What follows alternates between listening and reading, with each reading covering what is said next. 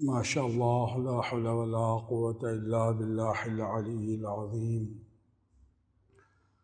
أعوذ بالله من الشيطان اللعين الرجيم. بسم الله الرحمن الرحيم. الحمد لله رب العالمين، والصلاة والسلام على أشرف الأنبياء والمرسلين وخاتم النبيين مكي المدني القرشي الحاشمي المطلبي سيدنا صاحب التاج والمعراج والبراق والعلم ودافع البلاء والقحط والمرض، شمس الضحى بدر الدجى صدر العلا نور الحدا، كهف الورى مصباح الظلم شفيع الأمم صاحب الجود والكرم، والله عاصمه وجبريل خادمه والبراق مركبه، سدرة المنتهى كعب قوسين نبي القاسم محمد.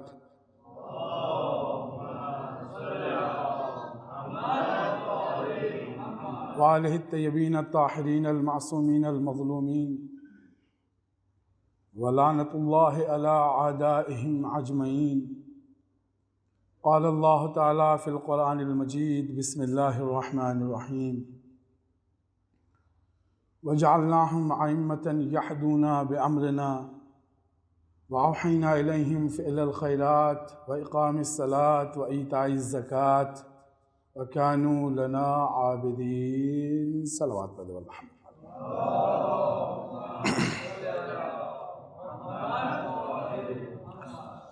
معزز کرام، عزاداران سید الشہداء علیہم السلام، بزرگان ملت، جس پاک و پاکیزہ آغاز کا ذکر کا آغاز آج سے کئی روز پہلے کیا، وہ اس آیت کے ذیل آج کی یہ اپنی آخری گفتگو ہے، جس میں اللہ ارشاد فرما رہا ہے اپنے بندوں سے مخاطب ہو کر صرف 2-3 باتیں اور میں منزل کی طرف، کہ میرے بندوں، اللہ تمہیں پسند کرتا ہے، تم سے محبت کرتا ہے، اس لیے اللہ نہیں چاہتا کہ تم ایک لمحے کے لیے بھی اللہ کی بارگاہ سے دور ہو جاؤ۔ اللہ ہمیشہ یہ چاہتا ہے، ہر وقت یہ اس کی کوشش رہتی ہے کہ اس کے بندے اس کی بارگاہ میں آتے جاتے رہیں۔ ایسا ہرگز نہ ہو کہ بندے اپنے رب کو، اپنے اللہ کو چھوڑ کر اس طرف چلے جائیں کہ جہاں پر گمراہیت ہو، جہاں پر اندھیرے ہوں، جہاں پر تاریکیاں ہوں۔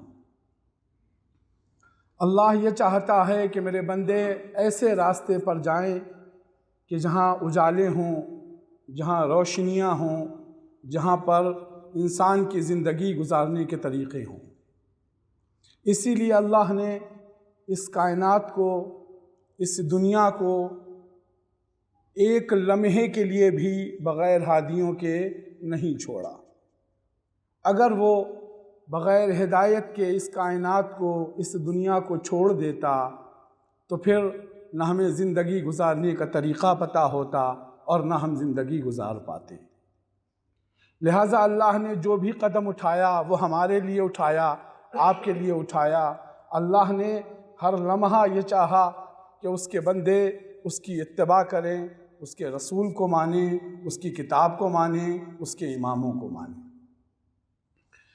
عزیزو، کچھ چیزیں ایسی ہیں کہ جو ہمیں قرآن کے ذریعے سے ملتی ہیں، کچھ چیزیں ایسی ہیں جو ہمیں رسولوں کے ذریعے سے ملتی ہیں، کچھ چیزیں ایسی ہیں کہ جو ہمیں اماموں کے ذریعے ملتی ہیں۔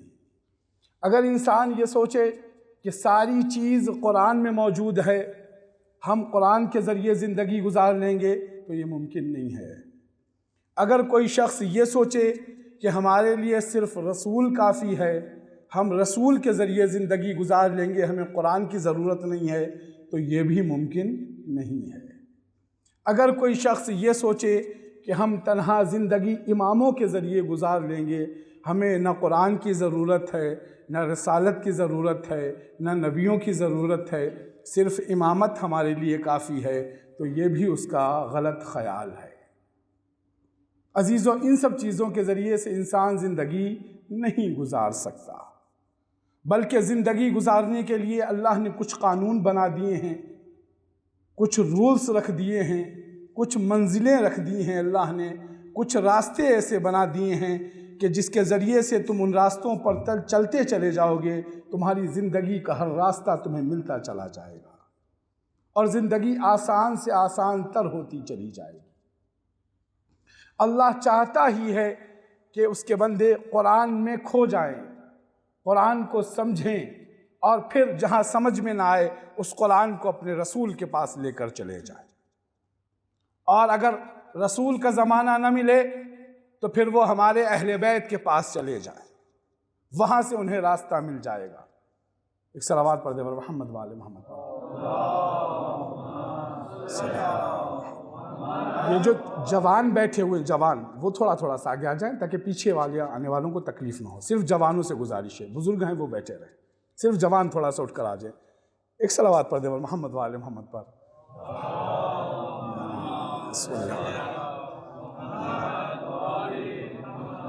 عزیزو، میں بہت جلد اپنی منزل کی طرف، اپنی باتوں کی طرف بڑھ رہا ہوں۔ 1,24,000 نبی امامت کا سلسلہ سن رہے تھے، 1,24,000 نبی کہ جن کی تاریخ بھی قرآن میں موجود، قرآن نے نہیں بتائی۔ 1,24,000 نبیوں کی بھی تاریخ قرآن نے نہیں بتائی۔ 313 رسولوں کی تاریخ بھی قرآن نے نہیں بتائی۔ 313 ہے نا رسول، نام تو بتائے ہیں، ہسٹریاں سب کی قرآن میں موجود ہیں؟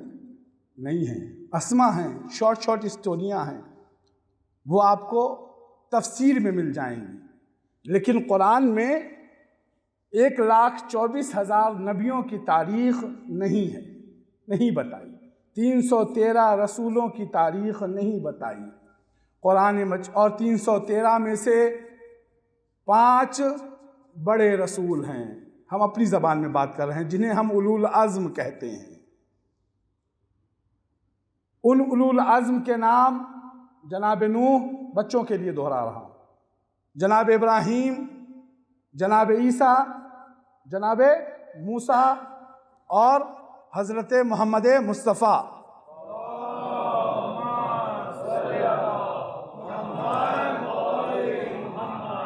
یہ 5 بڑے رسول ہیں۔ عزیزو، ظاہراً سب سے پہلا رسول، ہر لفظ پہ غور کیجئے گا، میں بہت آہستہ آہستہ بول رہا ہوں۔ ظاہراً سب سے پہلا رسول کون ہے؟ جناب نوح۔ میں نے ظاہراً کا لفظ اس لیے استعمال کیا، اس لیے یوز کیا چونکہ ہمارا رسول تو اس وقت سے رسول ہے جب سے وہ اس دنیا میں آیا ہے، اور اس دنیا میں آنے کے بعد وہ رسول نہیں ہوا، وہ اس وقت بھی رسول تھا جب آدم آب و گل کے درمیان میں تھے۔ وہ ہر دور میں رسول تھا، بیدار ہو کر سنیے گا، وہ ہر دور میں رسول تھا۔ لیکن عزیزو، ظاہراً پہلا رسول کون؟ اولو العزم کی بات کر رہا ہوں، جناب آدم سے نہیں آئیے گا۔ اولو العزم میں ظاہراً پہلا رسول کون؟ جناب نوح۔ جناب نوح جب پیدا ہوئے تو ان کے والد ماجد نے ان کا نام نوح رکھا، یا بعض تاریخوں میں ملتا ہے کہ ان کے والد نے ان کا نام عبد الغفار رکھا۔ توجہ سے سنیے گا، عبد الغفار رکھا۔ نوح کو نوح کیوں کہا جاتا ہے؟ اب عزادار سنیں گے سب۔ نوح کو نوح کیوں کہا جاتا ہے؟ جناب نوح جس وقت تبلیغ کے لیے جاتے تھے تو لوگ ان کے اوپر پتھر مارتے تھے، اور جناب نوح پتھر کھانے کے بعد گلیوں گلیوں میں، کوچوں کوچوں میں گھوم کر نوحہ پڑھتے تھے۔ عزیزو میں پوری تاریخ پڑھ گیا، آپ ابھی بھی خاموش بیٹھے ہوئے ہیں۔ جناب نوح جب تبلیغ کے لیے جاتے تھے تو لوگ ان کو پتھر مارتے تھے۔ جناب نوح گلیوں گلیوں میں کوچوں کوچوں میں گھوم کر نوحہ پڑھتے تھے۔ تو اب ہمیں معلوم ہو گیا کہ پتھر مارنا کافروں کی سنت ہے، نوحہ پڑھنا نبیوں کی سنت ہے۔ پتھر مارنا کافروں کی سنت ہے، نوحہ پڑھنا نبیوں کی سنت ہے۔ عزیزو جناب نوح سے اللہ نے کہا کہ جناب نوح کی عمر 2500 سال کی ہے، 2500 برس، 850 برس جناب نوح زندگی گزارتے رہے۔ اور اس کے بعد جناب نوح کے پاس جناب جبرائیل آئے 850 برس کے بعد، اور آنے کے بعد میں کہا اللہ نے تمہیں سلام کہا ہے۔ جناب جبرائیل نے کہا اللہ نے تمہیں سلام کہا ہے اور نبوت عطا کی ہے، تمہیں نبی بنایا ہے۔ نوح تمہارے لیے ضروری یہ ہے کہ تم اب تبلیغ دین کرو، تم تبلیغ دین کرنا شروع کر دو۔ جناب نوح نے کہا میں تبلیغ دین کس میں کروں، کن لوگوں میں کروں؟ کہا یہ جو امت ہے، جو قوم ہے، اس کے درمیان میں تم تبلیغ دین کرو۔ جناب نوح نے کہا کہ میں ان کے درمیان میں کیسے تبلیغ کروں؟ یہ بیکار لوگ ہیں، یہ نابکارہ لوگ ہیں، یہ میری بات کو سنتے نہیں ہیں، یہ میری بات کو سمجھتے نہیں ہیں۔ میں انہیں دین کی طرف دعوت دیتا ہوں، یہ مجھ سے دور بھاگ جاتے ہیں، مجھ سے دور چلے جاتے ہیں، میرے قریب آتے ہی نہیں ہیں، تو میں ان کی تبلیغ کیسے کروں؟ جناب جبرائیل پلٹے، اور پلٹنے کے بعد میں جناب جبرائیل نے کہا کہ اے نوح، اللہ کہہ رہا ہے کہ تم ادریس کی پوتی امورہ سے شادی کر لو، ادریس کی پوتی امورہ سے شادی کر لو، چونکہ یہ وہی پہلی عورت ہے جو تم پر ایمان لے کر آئے گی۔ بیدار ہو کر سنیے گا، یہ وہی پہلی عورت ہے جو تم پر ایمان لے کر آئے گی۔ نوح تمہارے زوجہ ہونے کی وجہ سے، تمہاری زوجیت میں آنے کی وجہ سے اللہ تمہیں اس کی وجہ سے وہ سہولتیں عطا کرے گا کہ جس کے ذریعے سے تم دین کی تبلیغ کرنے میں آسانیاں ہو۔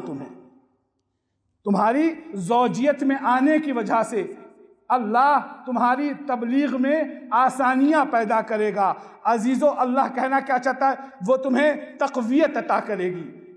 جناب ادریس کی پوتی امورہ تمہیں تقویت عطا کرے گی، تمہیں قوت عطا کرے گی، تمہیں طاقت عطا کرے گی، تمہیں دین پر بڑھنے کی، دین پر تبلیغ کرنے کی جو ہے پیچھے سے تمہیں ساتھ تمہارا دے گی۔ عزیزو اب ہمیں یہاں پر اللہ کی ایک سنت اور پتہ چلی۔ وہ کون سی سنت ہے؟ اللہ مومنہ خاتون کے ذریعے سے رسولوں کی مدد کرتا ہے، نیک خاتونوں کے ذریعے سے رسولوں کی مدد کرتا ہے۔ قرآن کہہ رہا ہے اللہ نیک خاتونوں کے ذریعے سے اپنے نبیوں کی مدد کرتا ہے، اللہ مومنہ خاتونوں کے ذریعے سے اپنے رسولوں کی مدد کرتا ہے۔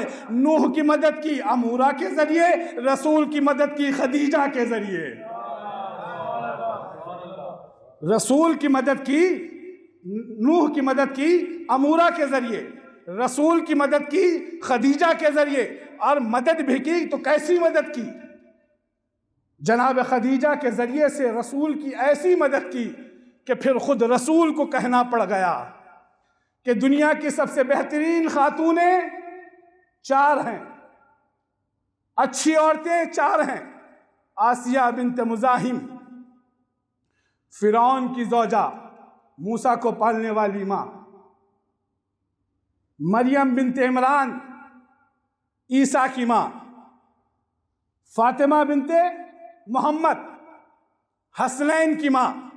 3 عورتیں ہو گئی، فاطمہ بنت محمد حسنین کی ماں۔ پھر رسول نے کہا خدیجہ بنت خولد فاطمہ کی ماں، خدیجہ بنت خولد فاطمہ کی ماں۔ عزیزو رسول کے پاس رسول کی بیویاں تو بہت ساری تھیں، ہمارے لیے سب لائق احترام ہیں، ہم سب کا احترام کرتے ہیں، ہم سب کی عزت کرتے ہیں، سب قابل احترام ہے۔ لیکن جب دنیا کی بہترین خاتونوں میں نام لیا رسول نے تو ان 4 خاتونوں میں کسی کا بھی نام نہیں لیا سوائے ایک اپنی بیوی کے۔ رسول بتانا یہ چاہتے ہیں کہ مومنوں کی ماں بننا اور ہے، فاطمہ کی ماں بننا اور ہے۔ رسول بتانا یہ چاہتے ہیں کہ مومنوں کی ماں بننا اور ہے، فاطمہ کی ماں بننا اور ہے۔ عزیزو وجہ کیا ہے؟ میں پوری تاریخ پڑھ گیا، آپ ابھی تک نہیں بیدار ہوئے۔ مومنوں کی ماں بننا اور ہے، فاطمہ کی ماں بننا اور ہے۔ یہ آسان نہیں ہے۔ پیغمبر جہاں بھی بیٹھتے تھے خدیجہ کا ذکر کرتے تھے، پیغمبر جس فرش پہ بیٹھتے تھے خدیجہ کا ذکر کرتے تھے، پیغمبر جہاں بیٹھتے تھے خدیجہ کی باتیں کرتے تھے۔ ایک روز ایک بزرگ نے ان سے ناراض ہو کر کہا، یا رسول اللہ، آپ جب بھی دیکھو خدیجہ کا ذکر کرتے ہیں، خدیجہ کی باتیں کرتے ہیں، خدیجہ کا ذکر کرتے ہیں، ماجرا کیا ہے؟ کیا کوئی اور آپ کے پاس زوجہ نہیں ہے کہ جس کی باتیں کرے؟ پیغمبر غضبناک ہوئے، ایسا غضبناک ہوئے کہ پیغمبر کے سر کے بال ہلنے لگے۔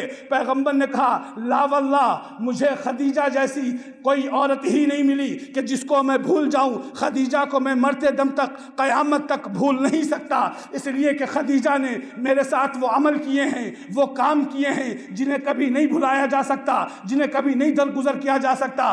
عزیزو بیدار ہو کر جملے کو سنیے گا، اس لیے کہ یہ وہ بیوی ہے کہ جس کا ذکر صرف آپ لوگوں میں کیا جاتا ہے، کہیں دوسری جگہ نہیں ہوتا۔ عزیزو خدیجہ کی بلندیوں کو پہچانیے، خدیجہ کے مقامات کو پہچانیے، خدیجہ کی عظمتوں کو پہچانیے۔ اگر زبان اور ہاتھ اٹھ جائیں تو میری ذاکری کو، میری خطابت کو داد نہیں دیجیے گا، خدیجہ کی عظمتوں کو سلام کہیے گا، اس لیے کہ پیغمبر کہہ رہے ہیں، لا واللہ، خدا کی قسم میں خدیجہ کو ایک لمحے کے لیے بھی نہیں بھول سکتا، چونکہ مجھے خدیجہ جیسی کوئی عورت نہیں ملی، مجھے خدیجہ جیسی کوئی خاتون نہیں ملی۔ کیوں؟ اس لیے کہ پیغمبر کے جملے ہیں، خدیجہ کی تعریف ہو رہی ہے۔ پیغمبر بتانا کیا چاہ رہے ہیں؟ جب سب کافر تھے خدیجہ مجھ پر ایمان لا رہی تھی۔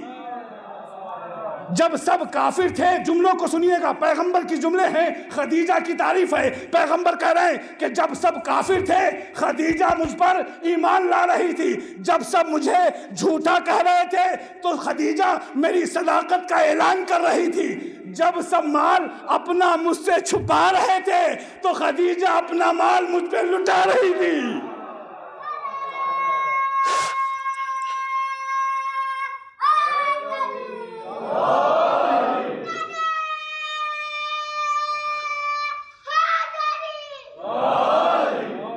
عزیزو پیغمبر نے کہا کہ تم خدیجہ کی عظمتوں کو کیا پہچانو، تم خدیجہ کی منزلتوں کو کیا پہچانو، تم خدیجہ کے توقیر کو کیا سمجھو، تم خدیجہ کی بلندیوں کو کیا سمجھو۔ اس لیے کہ خدیجہ کوئی عام عورت نہیں ہے، خدیجہ دنیا کی عورتوں میں سے نہیں ہے، بلکہ خدیجہ وہ ہے کہ جس کو اللہ نے چن لیا ہے، اللہ نے اسے بلندیاں دی ہیں، اللہ نے اسے مقامات دیے ہیں، اللہ نے اس کے جو ہیں عظمتیں رکھی ہیں۔ پیغمبر نے کیا فرمایا؟ عزیزو چوتھا جملہ سنیے گا، پیغمبر نے کہا جب سب کافر تھے خدیجہ مجھ پر ایمان لا رہی تھی، جب سب لوگ مجھے کاذب کہہ رہے تھے خدیجہ میری صداقت کا گواہی دے رہی تھی، جب سب لوگ اپنے مال کو چھپا رہے تھے خدیجہ اپنے مال کو مجھ پر لٹا رہی تھی، جب ساری دنیا مجھے ابتر ہونے کا طعنہ دے رہی تھی تو خدیجہ مجھے نسل کوثر عطا کر رہی تھی۔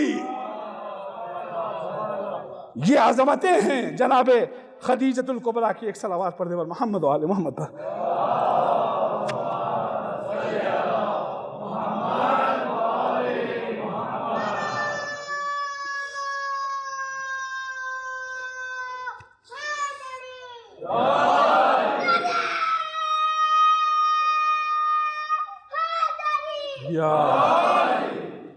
خدا ان بچوں کو سلامت رکھے۔ عزیزو آپ سب کو مولا سلامت رکھے۔ عزیزو یہ عظمتیں اہل بیت کی ہیں کہ جو اللہ نے اہل بیت کے لیے رکھی ہیں۔ جناب نوح وہیں پر بات ہے، جناب نوح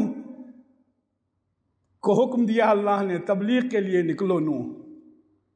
نوح تبلیغ کے لیے تبلیغ کر رہے ہیں۔ جناب نوح جہاں بھی نوح جا رہے ہیں میرے اللہ کا کلمہ پڑھ لو، لا الہ الا اللہ کہہ دو۔ رات میں گزر رہے ہیں، دروازہ کھٹکھٹا رہے ہیں، کھولا، لا الہ الا اللہ کہو۔ 4 لوگ ہوں، 5 لوگ ہوں، 10 لوگ ہوں، ہر کسی سے نوح کہہ رہے ہیں کہ کلمہ پڑھو، میرے اللہ کو مان لو۔ لوگوں نے نوح کو دیوانہ کہنا شروع کر دیا، پاگل ہو گئے ہیں، دیوانے ہو گئے ہیں، ان کا دماغ صحیح نہیں ہے۔ لوگوں نے نوح پر پتھر برسانا شروع کر دیے۔ لوگ نوح کو اتنے پتھر مارتے تھے کہ نوح پتھر میں چھپ جاتے تھے۔ جبرائیل آتے تھے، اپنے پروں سے پتھروں کو ہٹاتے تھے، اپنے پروں کو نوح کے زخموں پہ لگاتے تھے، نوح کے زخم ٹھیک ہو جاتے تھے۔ جبرائیل اپنے پروں کو نوح کے زخموں پہ لگاتے تھے، جبرائیل اپنے پروں کو نوح کے زخموں پہ لگاتے تھے اور نوح کے زخم ٹھیک ہو جاتے تھے۔ کون مقابلہ کرے گا اہل بیت سے؟ رسولوں میں پہلا رسول ہے نوح۔ جملے کو سنیے، کون مقابلہ کرے گا اہل بیت سے؟ رسولوں میں پہلا رسول ہے نوح، کہ جس کے زخموں کو ٹھیک کرنے کے لیے فرشتے آتے ہیں، اپنے پروں کو نوح کے زخموں پر لگاتے ہیں، زخم ٹھیک ہو جاتے ہیں۔ اور اہل بیت میں سب سے چھوٹا ہے حسین۔ رسولوں میں سب سے بڑا، سب سے پہلا ہے رسول نوح، اہل بیت میں سب سے چھوٹا ہے حسین۔ حسین کے پاس آسمان سے فرشتے آتے ہیں، حسین کے پاس آسمان سے فرشتے آتے ہیں، حسین کے جھولے سے مس ہو جاتے ہیں اور ان کے زخم ٹھیک ہو جاتے ہیں۔ عزیزو، رسول نے ایک عجیب و غریب کرامت رکھی ہے۔ کیا رسول نے کرامت یہ رکھی کہ آنے والا فرشتہ حسین سے مس نہیں ہوا ہے، حسین سے مس نہیں ہوا ہے، حسین کے جھولے سے مس ہوا ہے۔ جھولا لکڑی کا ہے، جھولا سونے کا نہیں ہے، جھولا چاندی کا نہیں ہے، جھولا سلور کا نہیں ہے۔ یا رسول اللہ، جھولے سے کیوں مس کروایا؟ حسین کے جسم سے مس کروا دیتے۔ کہا نہیں، قیامت تک کا قانون بنا کر جا رہا ہوں، قیامت تک کے لوگ یاد رکھیں، کوئی یہ نہ کہے کہ اب شفا نہیں مل سکتی، اب ان لوگوں کو شفا یاب نہیں ہو سکتے، اس لیے کہ حسین موجود نہیں ہے۔ کہا کہ جھولا حسین کے ہوتے ہوئے بھی تھا، حسین کے نہ ہونے کے بعد بھی جھولا رہے گا۔ حسین یاد زندہ باد، حسین یاد زندہ باد،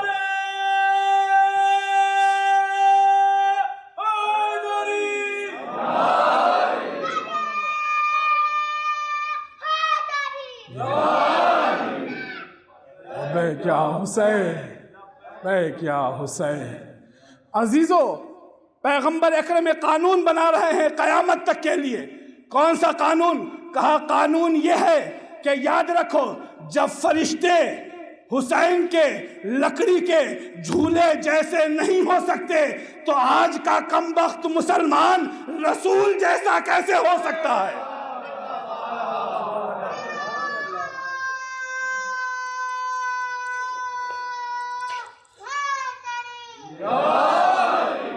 اللہ نے حکم دیا، نوح تبلیغ دین کرتے رہو، تبلیغ دین کو آگے بڑھاتے رہو۔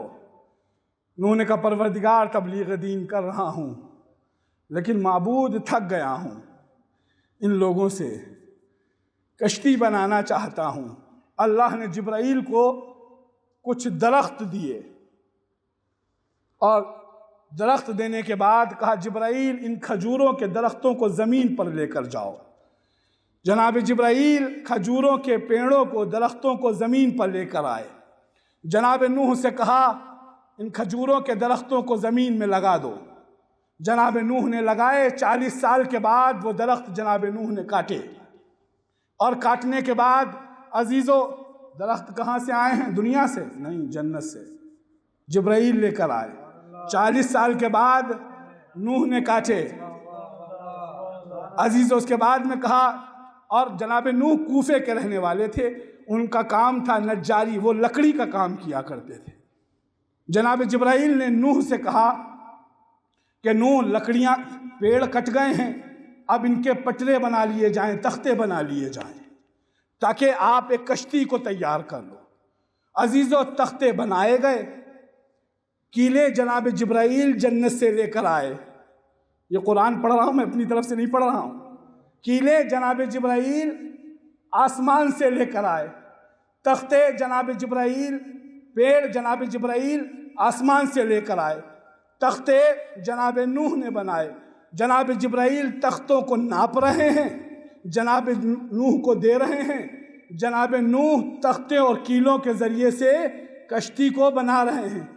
تیار ہو رہا ہے سفینہ نوح۔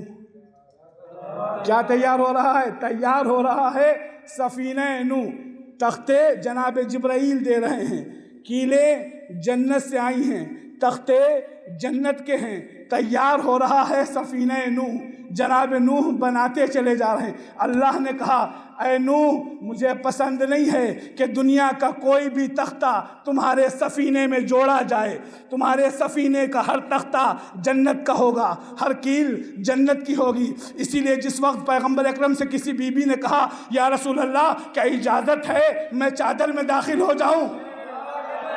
کیا اجازت ہے میں چادر میں داخل ہو جاؤں؟ تو پیغمبر نے کہا نہیں سلمہ حق پر تو ہو، چادر میں نہیں آ سکتی۔ کہا کیوں؟ کہا اس لیے کہ یہ تیار ہو رہا ہے سفینہ اہل بیت۔ وہ تیار ہو رہا تھا سفینہ نوح، یہ تیار ہو رہا ہے سفینہ اہل بیت۔ جب سفینہ نوح میں ساری چیزیں جنت کی لگی ہیں تو سفینہ اہل بیت میں دنیا کی چیزیں کیسے لگ سکتی ہیں؟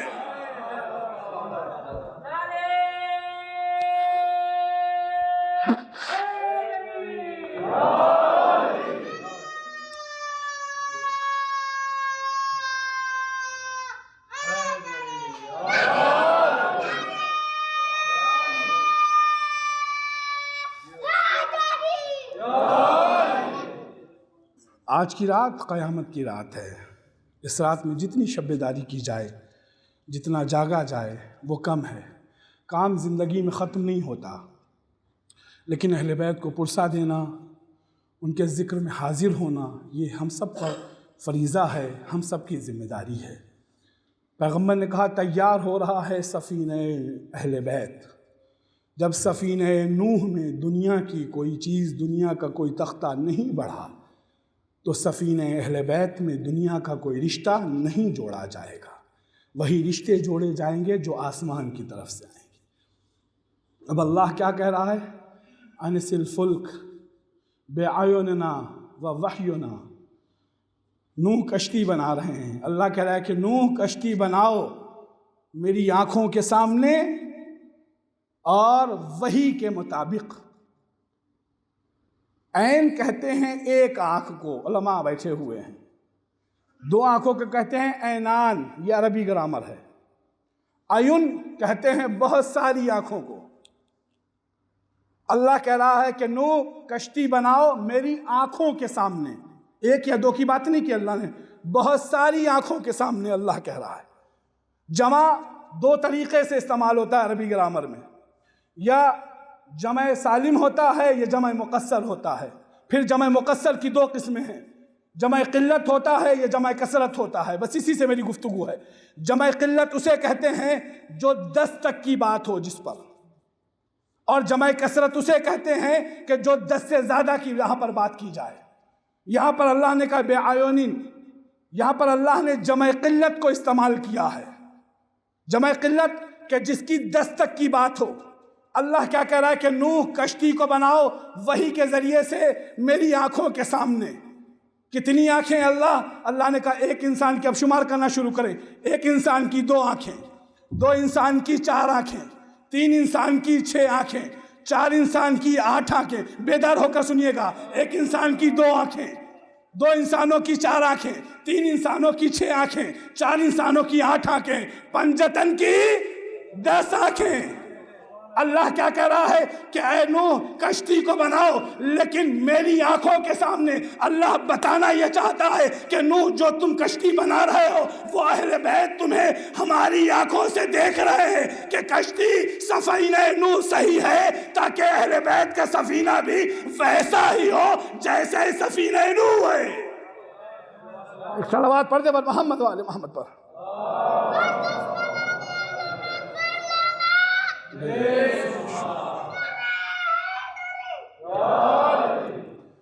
عزیزو، یہ عظمتیں اللہ نے رکھی ہیں۔ اہل بیت کے لیے۔ اللہ نے کہا نوح کشتی بناؤ میری 10 آنکھوں کے سامنے، یعنی اہل بیت کے سامنے۔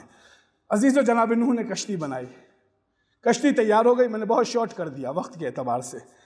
کشتی تیار ہوئی، آپ کہیں گے مولانا آدھے گھنٹے سے تو کشتی بتا ہی رہے تھے، 1 منٹ میں تیار کر دی، ماجرا کیا ہے؟ عزیزو کشتی تیار ہو گئی، میں منزل کی طرف ہوں اس لیے بہت ساری باتیں ہیں۔ کشتی تیار ہوئی، جناب نوح نے کہا پروردگار کیا کرنا ہے؟ 3 فلور کی کشتی تھی۔ جناب نوح سے اللہ نے کہا کہ اے نوح تم آواز دو۔ کہا معبود آواز تو دوں کس کے لیے؟ کہا انسانوں کو سوار کر لو، پرندوں کو سوار کر لو، چرندوں کو سوار کر لو، جانوروں کو سوار کر لو، کھانے اور پانی کا انتظام کر لو۔ ہر کسی کا اللہ نے طبقہ معین کر دیا، اس میں وقت چلا جائے گا ہمارا بہت زیادہ۔ جناب نوح نے کہا پروردگارا انسانوں کو تو میں بلا لوں گا، لیکن یہ پرندوں کو کیسے بلاؤں گا؟ اللہ نے کہا نوح آواز تم دو، نوح آواز تم دو، پرندوں کا آنا یہ اللہ کی قدرت میں ہے، تم نبی ہو آواز تو دو۔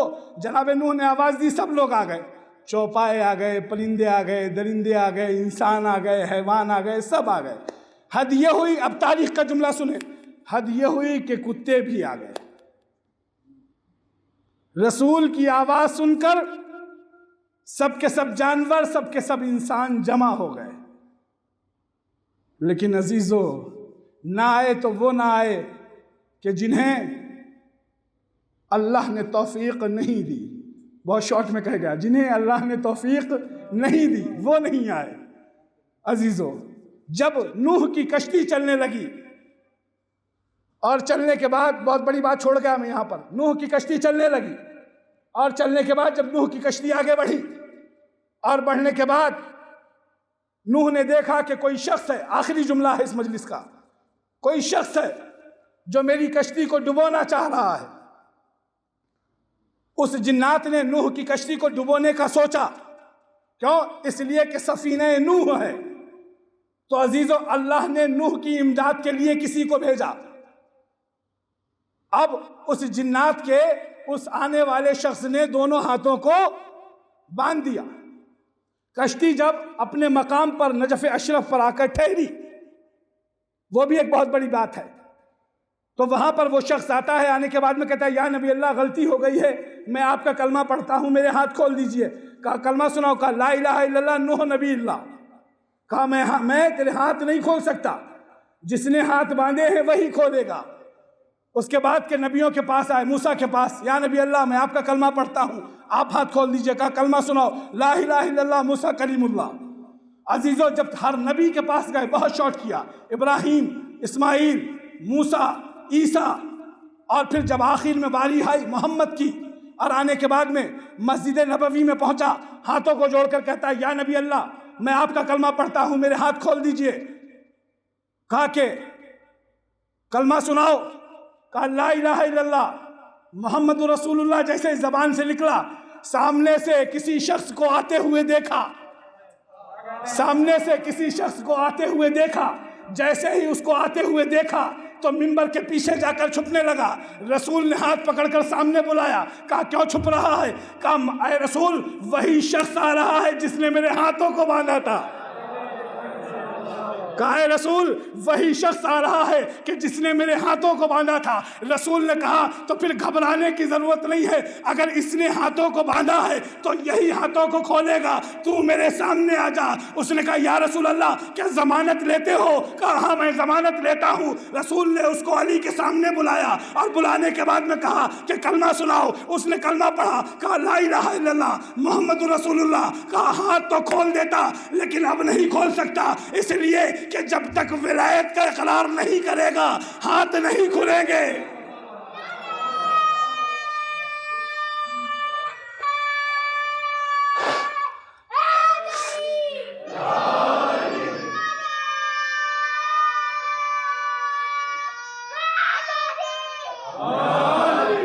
تھوڑا سا کہا کہ کلمہ سنا، کہا لا الہ الا اللہ محمد رسول اللہ۔ ایک مرتبہ پیغمبر نے اس کو سامنے بلایا اور بلانے کے بعد میں کہا کہ اب میں تجھے کلمہ آگے پڑھواتا ہوں، تو پڑھتا جا، تیرے ہاتھ کھل جائیں گے۔ عزیز ایک مرتبہ جیسے ہی اس نے علی ولی اللہ کہا، رسول نے کہا اب آج تک جو ہاتھ بندھے ہوئے تھے آج کے بعد سے ہاتھ کھلے رہیں گے۔ ایک اور صلوات پڑھ دے محمد وآل محمد پر۔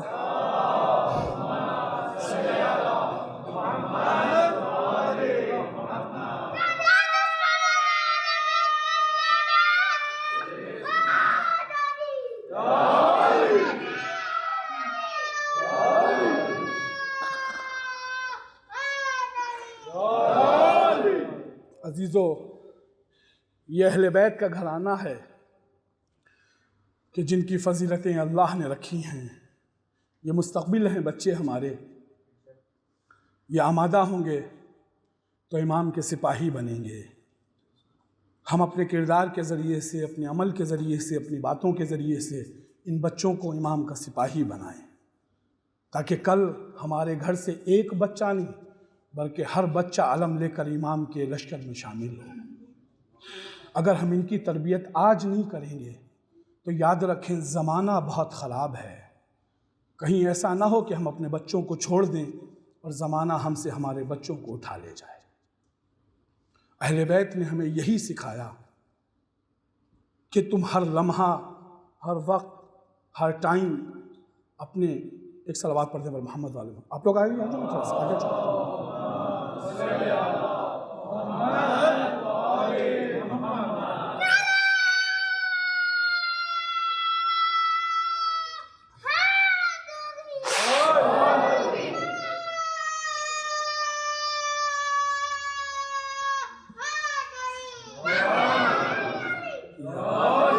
یہ فرش عزا ہے، اس کا ایک احترام ہے، یہاں پر مرادیں پوری ہوتی ہیں۔ میں بار بار مجلسوں میں کہتا رہا کہ جب گھر سے نکلا کریں خدا کے لیے، باہر نہ کھڑے ہوا کریں۔ اب تو میری مجلس نہیں ہے جس کے لیے میں کہوں گا کہ آپ جس کی بھی مجلس ہو، یہ حسین کی مجلس ہے، جیسا بھی ذاکر ہو یہ حسین کا ذاکر ہے۔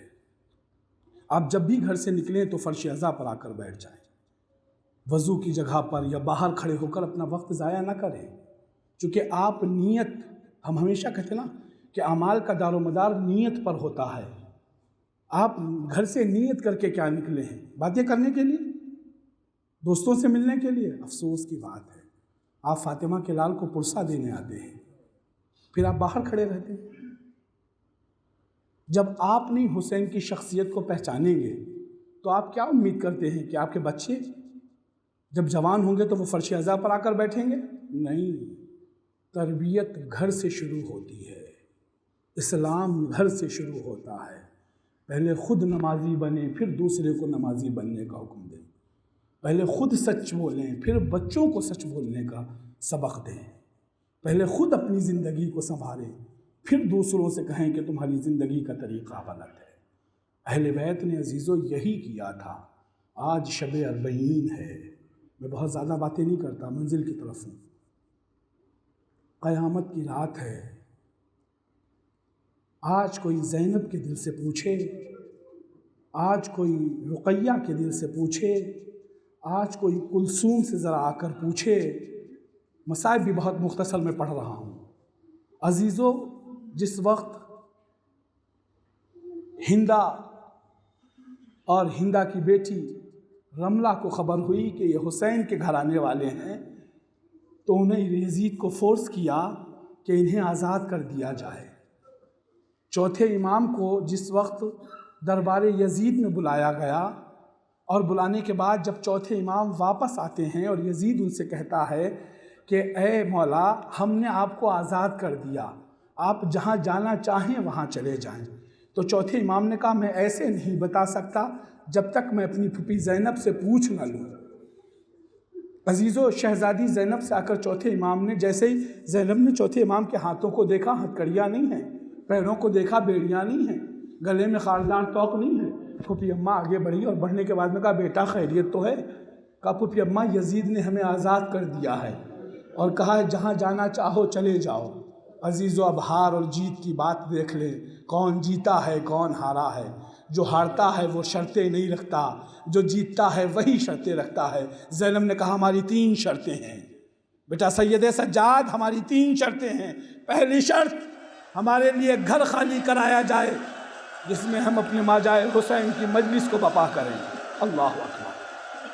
دوسری شرط، ہمیں ہمارے وطن مدینہ واپس پہنچایا جائے۔ تیسری شرط، ہمارے تبرکات ہمیں واپس کر دیے جائیں۔ اللہ اکبر۔ آوازیں بلند ہیں، خدا کوئی غم نہ دے سوائے غم مظلوم کربلا کے، ہمارے تبرکات ہمیں واپس کر دیے جائیں۔ عزیزو، یزید نے گھر خالی کروانے کی شرط منظور کی، مدینہ بھجوانے کی شرط منظور کی، لیکن تبرکات کے لیے یزید کہتا ہے کہ تبرکات نہ جانے کون لوٹ لے گیا، میں تبرکات کو کہاں سے لے کر آؤں۔ سید سجاد سے کہا کہ میں کچھ پیسے دے دوں تبرکات کے بدلے میں۔ چوتھے امام نے کہا اے یزید بتا زینب کی چادر کے کتنے پیسے دے گا۔ اللہ اکبر۔ خدا کوئی غم نہ دے سوائے غم مظلوم کربلا کے۔ گھر خالی ہوا، مجلس بپا ہوئی۔ ایک مرتبہ شہزادی زینب نے شام کی عورتوں سے کہا کہ اے شام کی عورتوں آؤ ہمیں پتھر مارو، اے شام کی عورتوں آؤ ہمیں پانی پھینکو، اے شام کی عورتیں آؤ ہمارے اوپر شعلے پھینکو۔ ایک مرتبہ شام کی عورتیں سر جھکا کر رونے لگی اور کہتی ہے شہزادی جب آپ شام میں آئی تھی تو ہم نے نہیں پہچانا تھا، بی بی ہمیں معاف کر دیجئے، بی بی ہمیں نہیں معلوم تھا کہ علی کی بیٹی شام کوفہ میں بغیر چادر کے دیار بدیار پھرائی جا رہی ہے۔ خدا کوئی غم نہ دے سوائے غم مظلوم کربلا کے۔ عزیزو چند جملے سنے اور زحمت تمام ہے۔ ایک مرتبہ روایت میں ملتا ہے کہ کچھ دنوں کے بعد تبرکات جب واپس کرائے گئے، سارے تبرکات نہیں لیکن چند تبرکات تھے، تشت میں چند شہداء کے سر رکھے ہوئے تھے۔ عزیزو جس وقت زندان شام میں وہ سر آئے ہیں، ایک ایک بی بی آگے بڑھی ہے، کبھی زینب آگے بڑھی، کبھی لیلا آگے بڑھی، کبھی کلثوم آگے بڑھی، کسی نے اکبر کے سر کو لیا، کسی نے اصغر کے سر کو لیا، کسی نے عباس کے سر کو لیا، کسی نے حسین کے سر کو لیا۔ عزیزو ایک گٹھری آئی، شہزادی زینب نے جب اس گٹھری کو کھولا اور کھولنے کے بعد میں ایک چادر نکالی لیلا کو دے دی، ایک چادر نکالی کلثوم کو دے دی، ایک چادر نکالی رباب کو دے دی، ایک چادر نکالی ایک مرتبہ ام فروا کو دے دی، ایک چادر نکالی ام رباب کو دے دی، ایک چھوٹی سی چادر نکالی اور زینب نے نکالنے کے بعد وہ سکینہ کے قبر پہ بچھا دی۔ اے میری لاڈلی سکینہ تیری چادر آ گئی ہے، تجھے چادر اڑا رہی ہے، سکینہ چادر نہیں اڑے گی۔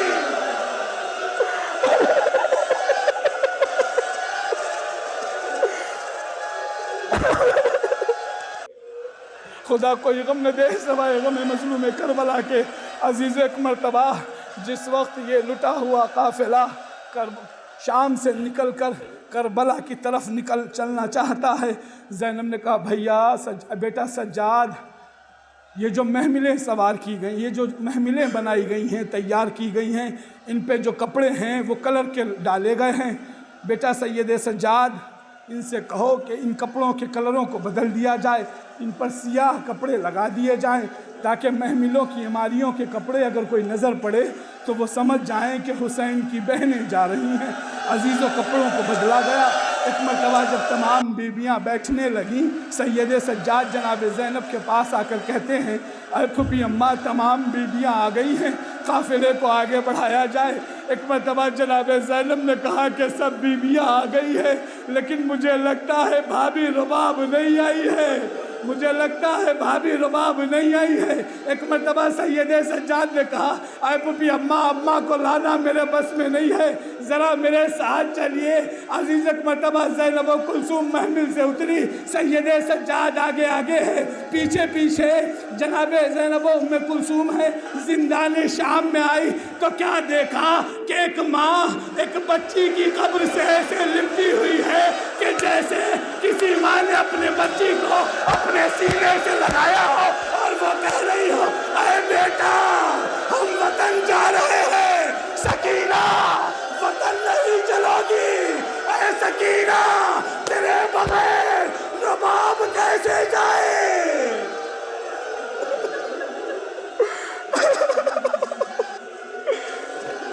جزاک اللہ عزیزو، شب اربعین ہے، یہ تصور کریں کہ کاش کہ ہم سب کربلا میں موجود ہوتے، یہ تصور کریں کہ کاش کہ ہم آج زینب کے روضے پر بیٹھ کر زینب کو اس کی بھتیجی سکینہ کا پرسہ دے رہے ہوتے۔ عزیز، روایت میں ملتا ہے کہ ایک مرتبہ جیسے ہی زینب و کلثوم آگے بڑھی اور بڑھنے کے بعد میں کہتی ہیں، اے بھابھی رباب، قافلہ چلنے کو ہے، آپ ساتھ میں نہیں چلیں گی؟ قافلہ تیار ہے، بھابھی آپ بھی ساتھ میں چلے۔ ایک مرتبہ رباب نے آنکھوں بھری آنسوؤں سے کہا، اے زینب و کلثوم، بتاؤ رباب ساتھ میں جا کر کیا کرے گی؟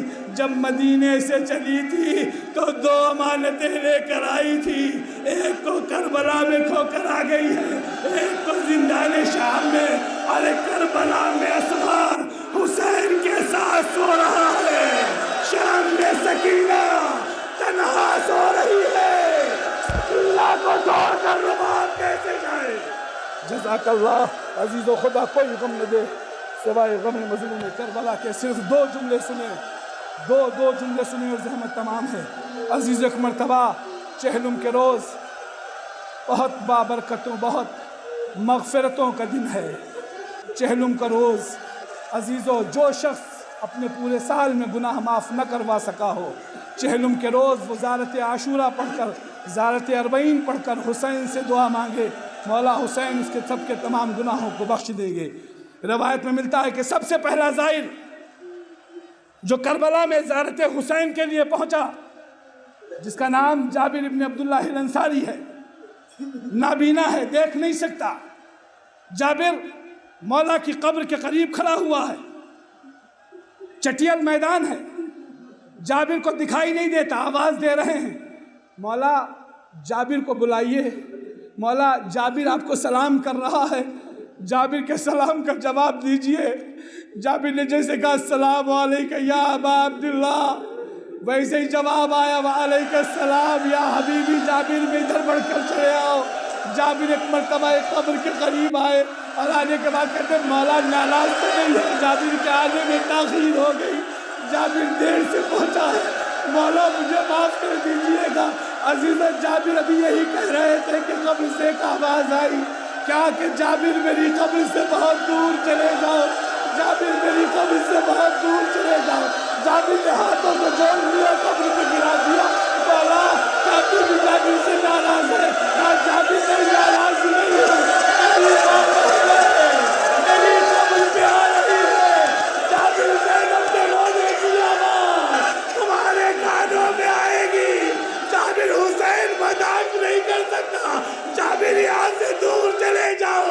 عزیزہ، روایت کے جملے سنے اور زحمت تمام، یہ وہ جگہ ہے کہ جہاں پر کربلا سے پہلے اہل بیت حرم کو کہیں پر رونے نہیں دیا گیا، جہاں پر زینب روتی تھی تازیانہ مارا جاتا تھا، جہاں پر کلثوم روتی تھی وہاں پر قبر مارے جاتے تھے۔ عزیزو، روایت کے جملے سنیں گے آپ، روایت کے عجیب و غریب جملے ہیں کہ جیسے ہی جناب جابر قبر سے تھوڑی دور گئے، ابھی یہ قافلہ بڑھ ہی رہا تھا کہ قبر حسین کی طرف سے جابر نے آنے کے جانوروں کی آواز سنی جس پر بیویاں اور اہل بیت حرم سوار ہو کر آ رہے تھے۔ جابر قبر حسین کے قریب بڑھے اور بڑھنے کے بعد میں جابر نے کہا، اے قافلے والوں، یہاں پر سواریوں پہ سوار ہو کر نہیں آیا جاتا، یہ عباس کی جاگیر ہے، یہ عباس کی جاگیر ہے۔ ایک مرتبہ زین العابدین نے ہاتھوں کو جوڑ لیا، اے چچا جابر اسی جملے کو پھر سے دہرا دے۔ ایک مرتبہ جابر نے کہا، اے سواریوں پر آنے والے، یہاں سوار ہو کے نہیں آیا جاتا، یہ عباس کی جاگیر ہے۔ چوتھے امام گھٹنیوں کے بل بیٹھ گئے، اے چچا جابر اس جملے کو ایک بار پھر سے دہرا دے۔ کہا، سواریوں پہ سوار ہونے والے، سوار ہو کر نہیں آیا جاتا، یہ عباس کی جاگیر ہے۔ زین العابدین نے اپنے دونوں پیروں کو زمین پہ لگایا، گھٹنیوں کے بل چلنا شروع کیا۔ زینب عباس کی قبر کے قریب آئی، اے میرے ماجائے عباس، اے میرے بھیا عباس، ارے تیری جاگیر پر سواریوں سے آنا منع ہے، تیری ماں بہنیں کوفہ و شام میں وہاں پر رہنا بغیر سواریوں کے، تماشائیوں کا ہجوم۔ زینب کبھی دربار میں سکینہ کبھی تخت کے نیچے اس طریقے سے بٹھائی گئی ہے۔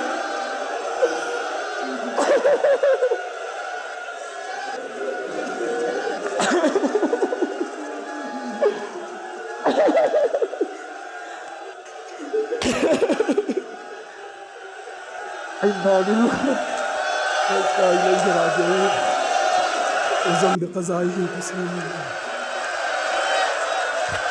اگر دوبارہ ہماری سلطت سی سیرت کو قبول فرمائے، ہمارے گناہ کبھی رہ سکے تو بخش دے، مجھے بھی ہمارے حال میں شفا کرنے کا فرمائے، ہمیں اپنے زندگی کا ذکر ادا فرمائے۔ معبود شب اربعین ہے، اولاد صالح عطا فرمائے۔